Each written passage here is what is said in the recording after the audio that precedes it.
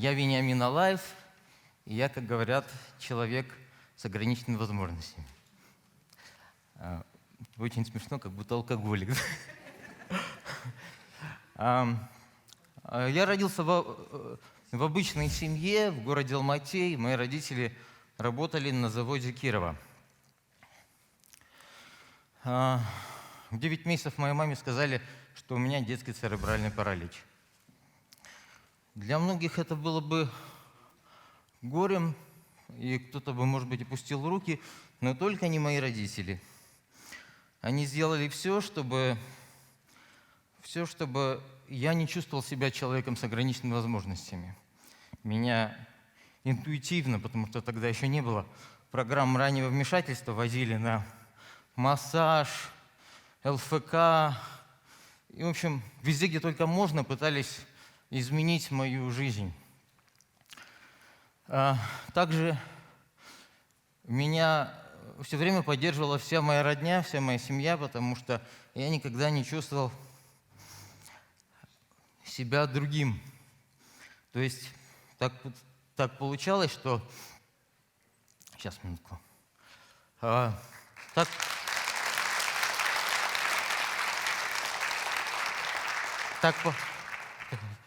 Так получалось, что всегда в моей семье спрашивали моего мнения, всегда я был вовлечен во все процессы, которые проходили в моем детстве. Я так же, как и все мальчишки Казахстана, играл в осыки, ездил на велосипеде. Правда, велосипед у меня был особый, который модернизировал мой папа. Ну, в общем, у меня было обычное детство казахстанского ребенка. В 7 лет я пошел в специальную школу-интернат, где успешно проучился до 6 класса. Я учился очень хорошо, и у меня были одни пятерки.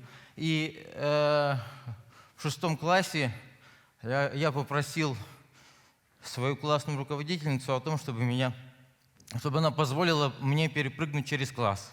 В общем, за лето я прошел программу 7 класса, и в сентябре вышел уже 8 класс. Но пошел уже с четкой формулировкой, что я хочу учиться в обычной школе. Закончив 8 класс, я попросил папу, и мы стали ходить по школам. В обычные школы меня не брали. По разным причинам мы в одну школу обратились, в другую. Одни говорили, что нет педагогов специальных, которые готовы работать с этими детьми. А другие говорили, что он не сможет учиться, у него особенности, как его дети примут. И мы нашли выход, в смысле, моя семья нашла выход из положения в том, чтобы отправить меня в частную школу. И этой школой стал колледж Женевы Бакировой. Я могу сказать, что уже тогда он был хорошим примером инклюзивного образования. Может быть, не в плане инфраструктуры, но с позиции отношений меня очень правильно позиционировали педагоги. И до сих пор мы отлично общаемся со всеми моими однокашниками, которые уже сейчас взрослые дядьки и крутые бизнесмены. Я очень хотел изучать английский язык, и я ходил к репетитору, и мои родители меня очень поддержали. Отец получил премию и отправил меня учиться в Англию. То есть он всю премию свою направил на то, чтобы я учился в Англии. Вот, и это была вообще первая зарубежная поездка моя, и я оказался на другой планете. Мало того, что там богатство, а это был далекий 97-й год, мало того, что там богатство скажем так, абсолютно другие условия, я увидел там на улицах людей с ограниченными возможностями. Я подумал про себя. Слушай, как много в Англии инвалидов. У нас такого нет, я, наверное, один.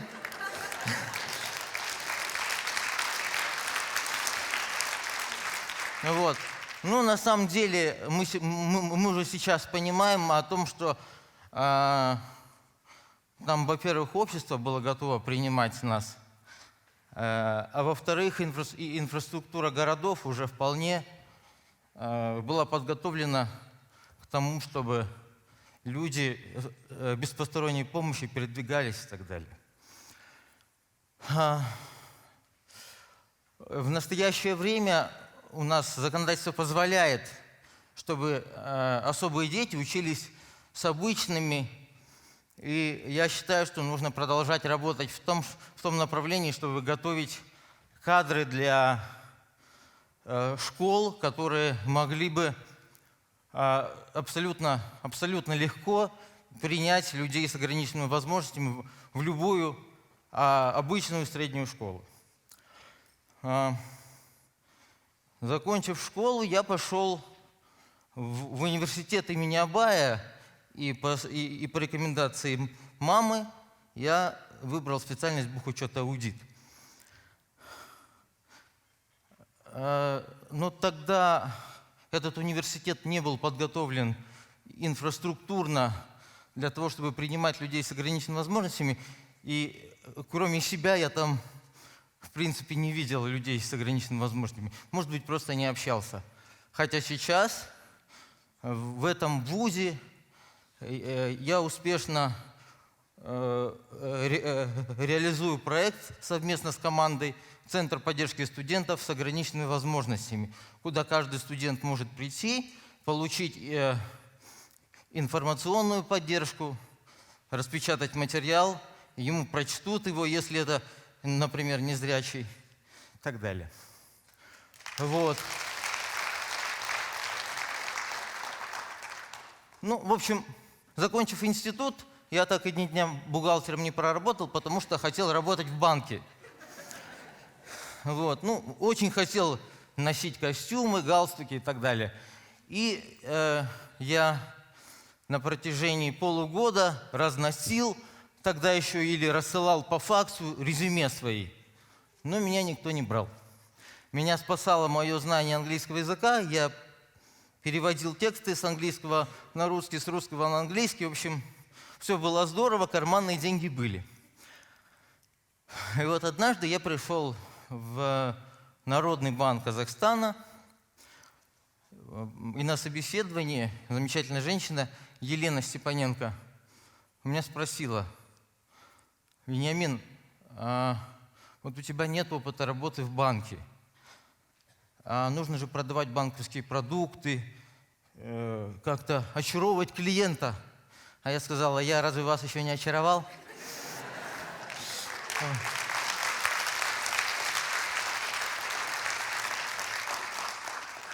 Вот. Ну, в общем, меня взяли, и я с переменным успехом отработал в банковской сфере 3 года, за что всем очень благодарен, и за тот опыт, и за все остальное. Вот. Но мне хотелось роста, и так уж получилось, что я был вовлечен в один интересный проект кинокомпании MG Production. То есть меня увидели и меня пригласили в качестве фандрайзера и проектного менеджера в кинокомпанию, куда я успешно привлекал деньги на социальные проекты. Мы снимали фильмы о Бибигуль Тулегеновой, Розе Баглановой и, в общем, других интересных лицах. Вот. И в рамках этой работы я познакомился с НПОшниками, которые работают в сфере защиты прав людей с ограниченными возможностями. Они меня увидели и сказали: «У нас есть Али Аманбаев, и нам очень нужны люди, которые будут грамотными и которые будут представлять наши интересы. А у людей с ограниченными возможностями есть принцип «nothing about us without us», что означает «ничего для нас без нашего участия». Ну и я познакомился и был приглашен на работу к Али Бельдаевичу Аманбаеву, который позволил мне у него учиться. Я ему за это очень благодарен. Вот. И параллельно я поступил в университет Международной академии бизнеса по программе MBA.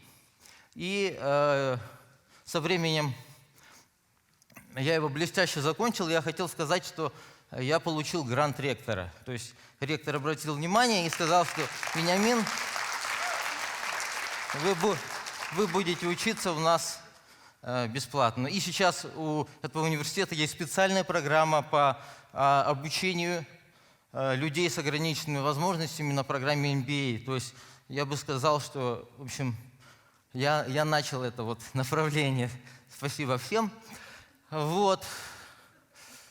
И вот в тот момент я как раз задумался о том, а как же вообще трудоустраивать людей с ограниченными возможностями. Что с этим делать? У нас в Казахстане 644 тысячи людей с ограниченными возможностями, из них 400 тысяч вполне трудоспособны. Вот. А трудоустроены фактически всего 20%. У нас в государстве имеется квота по трудоустройству, где каждая компания должна принимать на работу людей с ограниченными возможностями, но это репрессивный метод.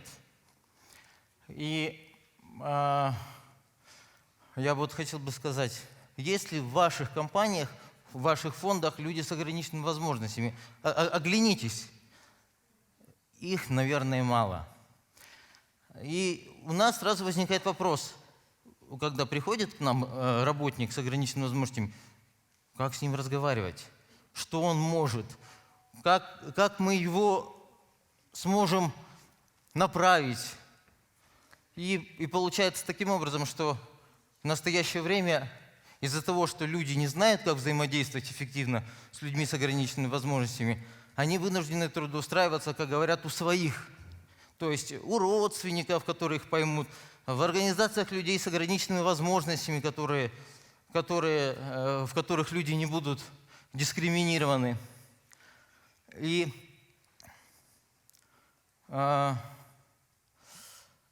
значит, я изучил последнее время в рамках программы «Новое поколение правозащитников» фонда Сорос, которую я закончил, я провел исследование и выяснил особенности трудоустройства людей с ограниченными возможностями в развитых европейских странах. И там есть одна особенность. В Европе поддерживают работодателей людей с ограниченными возможностями.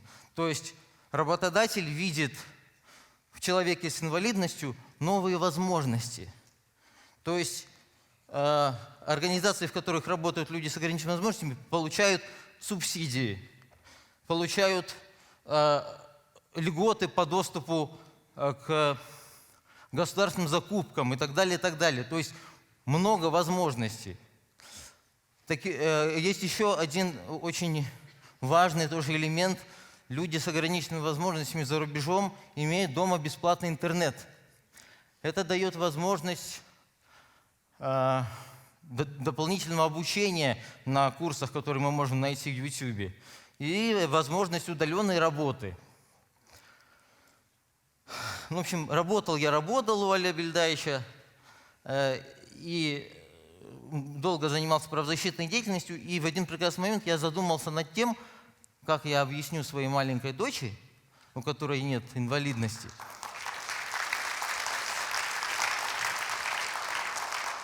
что у нее папа такой особенный. Я узнал о том, что у нас есть Центр Кинез, в котором реализуется отличная программа дошкольной инклюзии, где дети обычные, типичные, учатся,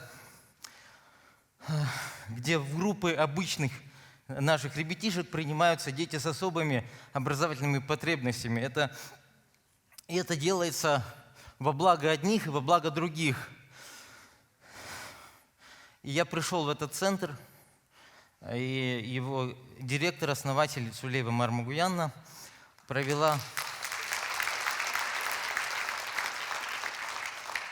для меня экскурсию, рассказала о существующих программах, а это раннее вмешательство, реабилитация детей от рождения до 3 лет, дошкольная инклюзия, о которой я сейчас уже сказал, центр занятости для взрослых, то есть реабилитация людей с психоневрологическими патологиями старше 18 лет. Вот. И, знаете, я понял, что я должен здесь работать. И вслед за моей доченькой я вышел туда. Почему? Потому что именно вот эта целевая группа, она не может представлять свои интересы самостоятельно. И я подумал, что я все-таки останусь в этой организации, буду помогать здесь. В общем, я успешно работаю здесь фандрайзером, привлекаю деньги на реализацию наших проектов.